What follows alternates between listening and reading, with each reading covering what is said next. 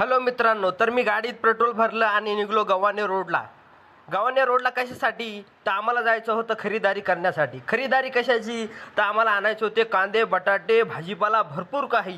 एक नंबर म्हणजे एकच नंबर. आम्हाला बघायचा होता कांदेवाला. सुरुवातीला कांदेवाला म्हणजे कांदेवाला. आम्ही गेलो ना कांदेवाल्याकडं, हा कांदेवाला असला रेट सांगते, तरी पण घेतला भाई 40 किलो कांदा. माझे पप्पा नुसते म्हणतात कटिंग कर कटिंग कर. पप्पा म्हणले मीच करतो, चल बस बाजूला, कटिंग तुझी करूनच देतो. मी म्हणलं पप्पा माझी कटिंग करू नका, मी करतो स्वतःहून.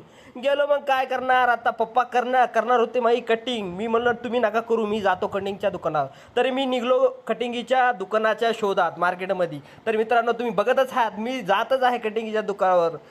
मी म्हणलं आता कटिंगीच्या दुकानातच करतो, नाही तर माझे पप्पा माझं टकलंच करणार. त्यांना कटिंग येत नाही आणि मला म्हणतात मी आता तुझी कटिंगच करतो. तर मित्रांनो तुम्ही हे बघा कसले रस्ते तर भंगार. शेवटी मी आलो उड्डाणपुलापर्यंत.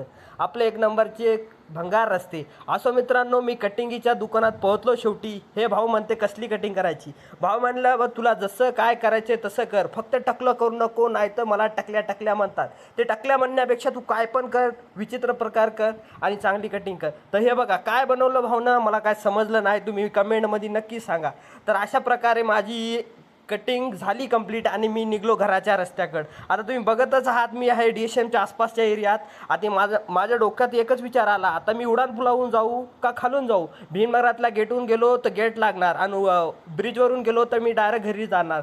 तर माझ्या डोक्यात प्रश्न आलेला. तर असं मित्रांनो, आता मी ब्रिजच्या जवळ आलेलोच आहे, ब्रिज चढन आणि घरी जाईन. तर अशा प्रकारे ओके, बाय बाय बाय.